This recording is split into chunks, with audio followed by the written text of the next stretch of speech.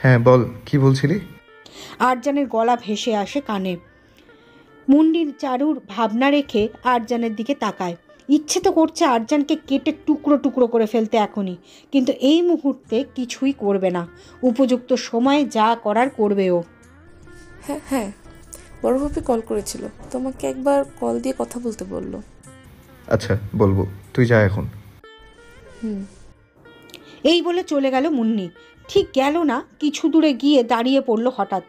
বারবার মনে পড়ছে আরজানের চারুকে জড়িয়ে রাখা, কোলে তুলে নেওয়া, এমনকি কিস করার মুহূর্তটা। ভীষণ কষ্ট হচ্ছে ওর। কই আরজান তো ওকে এমন করে কোনো দিন জড়িয়ে ধরেনি। ও তো আরজানকে সেই ছোটবেলা থেকে ভালোবাসে। তাহলে তার কেবল ওই বুড়ি মেয়েটার কষ্টটাই চোখে পড়ল। দাদা ভাই, দাদা ভাই। আরজানের রুমে এক প্রকার ছুটে এসে ঢুকলো সৌমি। আরজান তার ফোনে মিনা বেগমের নাম্বারটা খুঁজছিল। হঠাৎ সৌমির ব্যস্ত গলাটা ভেসে আসতে দরজার দিকে তাকালো। ব্যস্ত ভঙ্গিতে দ্রুত এগিয়ে এলো সেদিকে। হাতের ইশারায় সৌমিকে কোনো রকম শব্দ করতে না করলো। পেছনে ফিরে চারুর ঘুমন্ত মুখখানা একবার দেখে ধীর পায়ে বেরিয়ে গেল বাইরে। পেছন পেছন এলো সৌমিও। দরজাটা খানিকটা চাপিয়ে দিয়ে সন্নিধান গলায় প্রশ্ন করলো সৌমিকে, কি হয়েছে? কোনো খবর পেলি? সৌমি হাঁপাচ্ছে। হাঁপাতে হাঁপাতে একবার ঢোকও গিলল, অতঃপর বলল, খবর পেয়েছি, রিত ভাই তোমাকে ডাকছে, একবার তার রুমে চলো। হ্যাঁ চল। সৌমির সঙ্গে হৃদের রুমে চলে গেল আরজান। ভেতরে ঢুকতেই দেখলো হৃদ ফোনে কারোর সাথে কথা বলছে। আরজান আর সৌমিকে ভেতরে ঢুকতে দেখে কলের ওপাশের ব্যক্তিকে পরে কল করবে বলে রেখে দিল। ফোনটা পকেটে রাখতে রাখতে বিমর্ষ মনে বলল, ভাই একটা খারাপ খবর আছে। আরজানের বুকটা কেমন কেঁপে উঠল। খারাপ খবর? কি খারাপ খবর? কোনোভাবে কি চারুর বাবা মানে তার আঙ্কেলকে নিয়ে খারাপ খবর? আমি কিছুদিন আগে আবারও চারু গ্রামে দুজন লোক পাঠিয়েছিলাম। তারা 2 দিন থেকে অবশেষে জানতে পারলো চারুর বাবা আর বেঁচে নেই। না। বুকটা ধড়াক করে ওঠে আরজানের। সে না চাইলেও অদ্ভুতভাবে চেটিয়ে ওঠে হৃদের কথার পৃষ্ঠে। সে যেন ভুল শুনছে, যেন হৃদ ভুল উচ্চারণ করছে। হ্যাঁ রে, এটাই সত্যি। পাগল হয়ে গিয়েছিস তুই? আরজানের দম ফুরিয়ে আসে যেন। অস্থির গলায় আবারও চেঁচিয়ে ওঠে সে। হৃদ অসহায় চোখে তাকায় সৌমির দিকে। দেখে সৌমির মুখটা প্রথম থেকেই লাল হয়ে উঠেছে। ও এক্ষুনি কেঁদে ফেলবে। করুণ গলায় জবাব দিল হৃদ, আমাদের কাছে বারবার খবর আসা চারু এবং ওর বাবার মৃত্যুর সংবাদ কাকতালীয় হলেও এর আংশিক সত্য ছিল ভাই। কিন্তু আরজান আর এই জবাবে ক্ষান্ত হলো না। সে কিছু না বলেই তেড়ে গেল হৃদের জ্যাকেটের কলার চেপে ধরল। হাত জোড়া তার কাঁপছে। তার আঙ্কেল তাকে রেখে এভাবে চলে যেতে পারে না। আঙ্কেলের কিচ্ছু হতে পারে না। অহেতুক কথা বলছে হৃদ। তার মুখটা সামলে দেওয়া দরকার। মুখে যা আসছে তাই বলতে পারে না সে। জাস্ট শাট আপ হৃদ, আর একটা বাজে কথা আমি শুনবো না। দাদা ভাই। সৌমি ঘাবড়ে গেল আরজানের কাণ্ড দেখে। ভীত কণ্ঠে চেঁচিয়ে উঠল, কিন্তু সেই ডাক আরজানের মস্তিষ্ক স্পষ্ট করতে পারছে না একদম। আরজান, আমার কথাটা তো শোন একবার। No more words Hrid, I will kill you, damn it, I will kill you. আরজানের পাগলামি লাগামহীন বেড়ে যাচ্ছে। সে বুঝে উঠতে পারছে না সে কি করছে। হৃদ ছোট্ট একটা দীর্ঘশ্বাস ছাড়ল, নিজেকে পুরোটা শান্ত করে নিল আরজানের সামনে। এমন একটা খবর পেয়ে স্বাভাবিকভাবেই আরজানের মাথা ঠিক থাকবে না, তাই তাকে শান্ত রাখতে হবে এবং নিজেকে শান্ত রেখেই আরজানকে শান্ত করতে হবে। শোন ভাই, আমি পুরোটা শিওর না হয়েও কিছু বলছি না। Joynal uncle is real dead মারা গেছেন উনি। কেন তুই বুঝতে পারছিস না? আরজানের বুকটা ফেটে যাচ্ছে যেন হৃদের এই কঠিন বাণীতে। হৃদ পাগল হয়ে গেছে, তাই উল্টোপাল্টা কথা বকে চলেছে। হৃদকে থামাতে হবে। এই কথা চারুলতার কানে গেলে বেচারি যে একদম শেষ হয়ে যাবে ভেতর থেকে। আঙ্কেলের কিচ্ছু হয়নি, কিচ্ছু না। দেখ হৃদ, এখন মজা করার সময় নয়, প্লিজ মজা করিস না। চারুলতা জানতে পারলে একদম শেষ হয়ে যাবে, একটু বোঝ প্লিজ। আমি মজা করছি না Arjan, try to understand, he is dead. কথাটা হৃদ চিল্লিয়ে বলে উঠতেই আরজান ঠাস করে একটা চর বসিয়ে দেয় হৃদের গালে। চর খেয়ে হৃদ বোবা বনে যায়। গালে হাত দিয়ে অবাক নয়নে আরজানের পানে তাকাতেই দেখে আরজান রক্তচক্ষু নিয়ে তাকিয়ে আছে তার পানে, যেন এখুনি চোখের আগুনে ভস্ম করে দেবে। হৃদ আর নিজেকে ধরে রাখতে পারল না, তাই চরের বিপরীতে আরজানের চেয়েও শক্ত হাতে চর বসিয়ে দেয় সে। চর খেয়ে আরজানও ঠিক তারই মতো অবাক নয়নে তাকায় হৃদের পানে। দেখে হৃদ ওর ঠিক তার মতোই অগ্নি দৃষ্টিতে তাকিয়ে আছে তার পানে। আরজানের এবার একটু হলেও ঘোর কাটে। হৃদের কথাগুলো হানা দেয় মস্তিষ্কে। অমনি তার মস্তিষ্কের ভেতর যেন চিরে ফেরে ওঠে। কাতর দৃষ্টিতে হৃদের দিকে তাকালে হৃদের নেত্রকোণ ভিজে ওঠে আরজানের কষ্ট দেখে। ভেতরটা যে তারও ফেটে চৌচির হয়ে যাচ্ছে। ছেলেটা এই 2 বছর এতটা কষ্ট পেলেও তার কষ্টের কোনো সমাপ্তি হলো না, বরং ক্রমাগত সেই কষ্টগুলো দাঁড়িপাল্লায় বেড়ে গেল আরও। আরজান ধপ করে বসে পড়ল ফ্লোরে। হৃদ চমকে উঠে তাকে ধরতে গিয়েও পারল না। সৌমি কান্না জুড়ে দিল। দাদা ভাই বলে ডেকে উঠে দৌড়ে এসে তাকে জাপটে ধরে হু হু করে কেঁদে ফেলল। শেষ অবধি এই কি ছিল কপালে? ওরা জানালো 2 বছর আগেই নাকি জয়নাল সাহেব মানে চারুর বাবা ডেট হয়। হৃদের মুখে এতটুকু শুনতেই সচকিত তাকায় আরজান। 2 বছর আগেই তার আঙ্কেল তাকে ছেড়ে চলে গেছে, আর সে এসবের কিছুই জানতে পারল না। হার্ট অ্যাটাক হয়েছিল তোর আঙ্কেলের। চারু নাকি অনেক হসপিটালে দৌড়েছিল, এনাকে ওখানে বাবাকে নিয়ে ছোটাছুটি করেছে। একা একটা মেয়ে আর কত দিক ছুটবে বলতো? একদিকে বাবা আর অন্যদিকে পায়ের তলার মাটি, সবটা কেমন যেন নড়বড়ে হয়ে উঠল। ও নাকি একটা অফিসে জব করতো, সেখান থেকে বাবার অপারেশনের জন্য বিশাল অ্যামাউন্টের একটা লোন তোলে। কিন্তু এসবও যখন আর বাবাকে বাঁচাতে পারল না, ও তখন এক প্রকার ট্রমাটাইজ হয়ে পড়ে। বাবার শোক চারুর পাথর করে দেয়। ও গিয়েছিল বাবার লাশ নিয়ে গ্রামে, কিন্তু সামান্য জমির অভাবে বাবাকে ঠিক জায়গায় কবরস্থান করতে পারেনি। বাবাকে গ্রামে ফেলে আবারও শহরে এসেছিল চারু, কিন্তু অসহায় চারু সুযোগ নিতে চাইল অনেক লোক, এমনকি তার অফিসের বসও। তবে তিনি চারুকে বিয়ে করতে চেয়েছিলেন, অফারও দিয়েছিলেন যদি চারু তাকে বিয়ে করে তাহলে তার লোনের টাকা আর ফেরত দিতে হবে না। কিন্তু চারু রাজি হয়নি, নানান সমস্যায় পড়তে লাগে ও, তাই এক প্রকার পালিয়ে যায় শহর ছেড়ে। তারপর এসে যুক্ত হয় এই বৃদ্ধাশ্রমে, সেখানেই আছে বছর 2 অবধি। ওখান থেকে সামান্য বেতন থেকে মাসে মাসে 1.5 বছর ওর বসে সমস্ত লোন শোধ করে দেয়। ব্যাস এইভাবেই জীবন পার করছিল তোর চারুলতা। চারু গ্রামে এক চাচার সঙ্গে ওর যোগাযোগ ছিল। আমার লোকেরা এই সমস্ত খবর তার কাছ থেকেই পেয়েছে। আরজান ভেতর থেকে ভেঙে পড়ে পুরোটা। তার ভেতরটা তোড়পাড় হয়ে যাচ্ছে চারুর পুরনো দিনগুলোর কথা ভেবে। এই 2 বছরে কত কি সহ্য করেছে মেয়েটা, এমনকি শেষ অবধি নিজের বাবাকেও হারাতে হলো। তার বাবার লোভ, লালসা এবং প্রতিহিংসার বিপরীতে নিরাপদার মেয়েটার জীবনটা এমন করে নষ্ট হয়ে গেল। জয়নাল সাহেবের এমন একটা নিকৃষ্ট বন্ধু না থাকলে চারুর জীবনটা হয়তো আর 5টা মেয়ের মতনই হতো। সুন্দর একটা সুখী পরিবার থাকতো তার, যেখানে বাবা থাকতো, মা থাকতো, আর থাকতো একচালা সুখ। আর কিছু প্রয়োজন ছিল না তো ওদের, সামান্য সুখ ছাড়া। আমায় ক্ষমা করে দিন চারুলতা, আমায় প্লিজ ক্ষমা করে দিন। কান্না জড়ানো গলায় কথাটা বলেই ডুকরে কেঁদে উঠল আরজান। কাঁদছে সৌমিও, দাদাভাইকে জড়িয়ে ধরে কাঁদছেও। হৃদ ভাইয়ের কান্না দেখে পারছে না নিজেকে সামলে রাখতে, আর হাঁটু ভেঙে আরজানের সামনে ধপ করে বসে পড়ল সে। অতঃপর আরজানকে জড়িয়ে ধরল নিজের সাথে। তার জানা নেই পাগল ছেলেটাকে কি বলে সান্ত্বনা দেবে, কি করে আটকাবে তার চোখের পানি। ভোরের আলো ফুটতেই ব্যালকনিতে পা রাখলো আরজান। বাকি রাতটুকু আর ঘুম হয়নি তার। হাতে গোনা মাত্র 3 ঘন্টা বাকি ছিল। সেই 3 ঘন্টা এসে চারুর মাথার কাছে বসে কাটিয়ে দিয়েছে।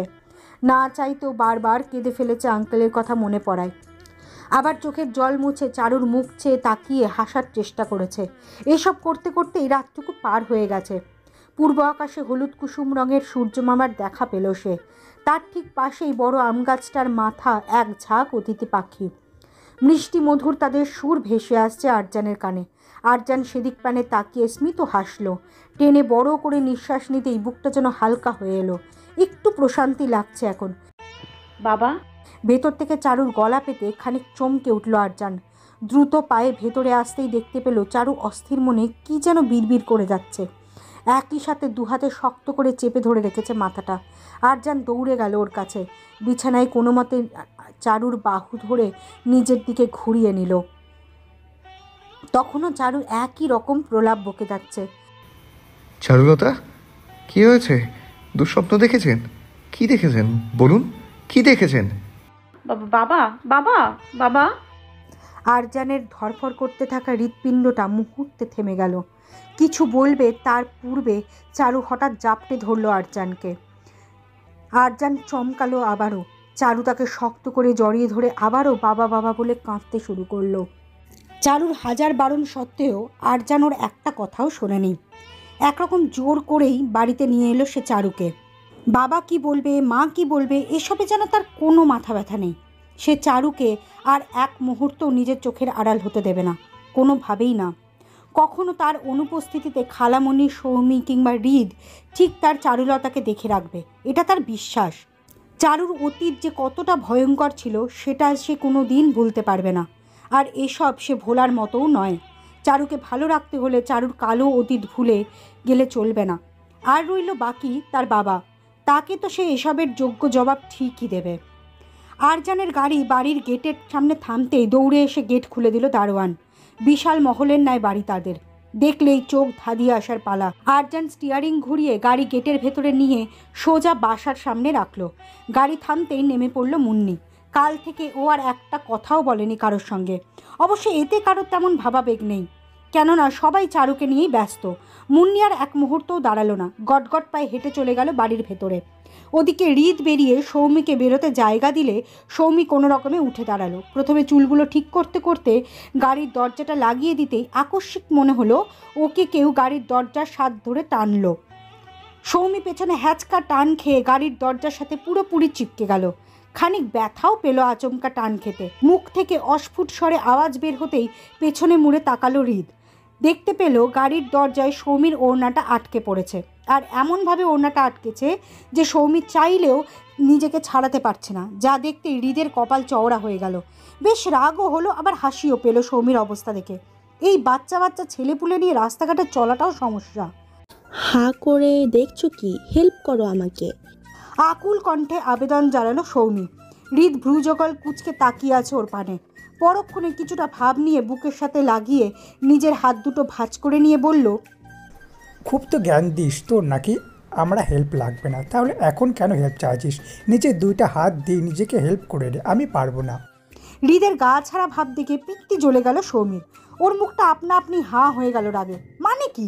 নিজের হাতে নিজেকে সাহায্য করতে পারলে এই অসভ্য লোকের কাছে সাহায্য কে চায়?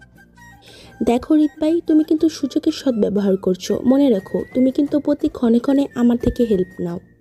আর আর নেব না, আমিও নেব না, আর তোকেও নিতে হবে না, বাই। এই বলে হৃদ হাতা ধরতেই সৌমি হৃদ ভাই বলে চেঁচিয়ে ওঠে। ওর চিৎকারে হৃদের কান ফেটে যাওয়া উপক্রম। হৃদ আঁতকে উঠে দুহাতে নিজের কান চেপে ধরে চোখ মুখ কুঁচকে সৌমির দিকে তাকালো। সৌমি লাখ ফুলিয়ে রাগি চোখে দেখছে তাকে। হৃদ দাঁতে দাঁত চাপলো। এবার কিছু বলবে তার আগেই সৌমি আবারও চেঁচিয়ে উঠল, ও বাবা গো, ও মা গো, ও দাদা ভাই গো, দেখো গো, হৃদ ভাই আমাকে একটা বিপদে ফেলে পালাচ্ছে। ও বাবা গো, ও মা। গলা ফাটিয়ে এমন উদ্ভট ডাক এবং উদ্ভট কথা বলে চেঁচাতে লাগলো সৌমি। হৃদ ওর চেঁচানোতে এবার সত্যি সত্যি অসহ্য হয়ে পড়ল। না পেরে তেড়ে এসে ওকে গাড়ির সাথে চেপে ধরে চট জলদি মুখ চাপলো। সৌমি অমন অবস্থায় বাবা, মা, মামা বলে শব্দ করে যাচ্ছে, তবে ডাক অস্পষ্ট হয়ে ভেসে আসছে। হৃদ এবার চোখ পাকিয়ে তাকালো ওর দিকে, দাঁতে দাঁত চেপে বলল, চুপ কর বেয়াদব, কানের পোকা বের করে দিচ্ছিস। একটা পোকাও অবশিষ্ট নেই তোর যন্ত্রণায়, চুপ কর, নয়তো কানের নিচে বাজাবো একদম। হৃদ ধমকে উঠল। এবার সৌমি আর কিছু বলতে পারল না। কাঁদো কাঁদো মুখ করে তাকালো হৃদের পানে। হৃদ ওর এহেন অবস্থা দেখে চোখ উল্টে দীর্ঘশ্বাস ছাড়ল। এই মেয়ে মাথা থেকে পা অবধি পুরোটাই ড্রামা কুইন। প্রতিটা মুহূর্তে তার নাটক। মাঝে মাঝে হৃদ নিজেই অসহ্য হয়ে যায়। সৌমি আর ছটপট করলো না, অমন করেই তাকিয়ে রইল হৃদের দিকে। হৃদ ফের গাল ফুলিয়ে নিঃশ্বাস ছাড়ল। অতঃপর ওর মুখ থেকে হাত নামিয়ে কিছু না বলেই ওকে কিছুটা টেনে আনলো নিজের কাছে। সৌমি হয়তো হৃদের এমন কাণ্ডের জন্য মোটেও প্রস্তুত ছিল না, যার পরিপ্রেক্ষিতে ভরকে গেল সৌমি।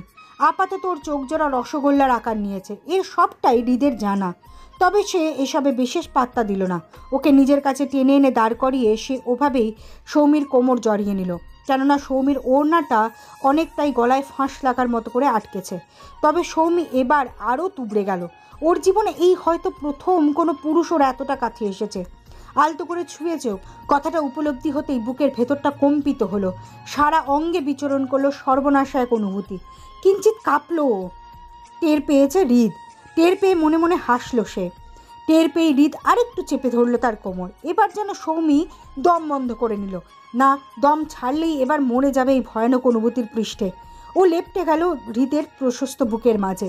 এবার যে দুজনেই টের পাচ্ছে দুজনের হৃৎপিণ্ডের গতিবেগ। এই ধর, একটু দেখে গাড়ি দরজাটা লাগাবি, হ্যাঁ? গলায় ফাঁস লাগিয়ে দিয়েছিলিস প্রায়। আকস্মিক হৃদ সকল অনুভূতিতে লণ্ডভণ্ড করে দিয়ে সৌমির ওড়নাটা গাড়ির দরজা থেকে ছাড়িয়ে ধরিয়ে দিল সৌমির হাতে। সৌমির কি হলো জানে না ও। অদ্ভুত এক পাগল পাগল অনুভূতি হচ্ছে ওর। ও কিচ্ছু জানে না, জানতেও চায় না। কেবল জানে আর এক মুহূর্ত ও হৃদ নামের মানুষটার সামনে থাকতে পারবে না। তাই হৃদকে সামান্য ধন্যবাদ না দিয়ে একরকম পালিয়ে গেল ওখান থেকে। সৌমির পালাই পালাই চোখজোড়া পড়ে নিতে হৃদের বেশি কসরত করতে হলো না। ব্যাপারটা সে বুঝে ফেলেছে। তাই মুচকি হেসে মাথা চুলকে সে চলে গেল বাড়ির ভেতর। আরজান আর চারু এখনও গাড়ির ভেতর বসে আছে। আরজান নামেনি এবং এখনও চারুকে নামতেও বলেনি। সে চারুকে নিয়ে ভিতরে যাওয়ার আগে কিছু কথা বলতে চায়, কিন্তু কিভাবে বলবে বুঝতে পারছে না। চারু সেই প্রথম থেকে অন্যমনস্ক হয়ে বসেছিল। না কিছু বলছে আর না কিছু শুনছে।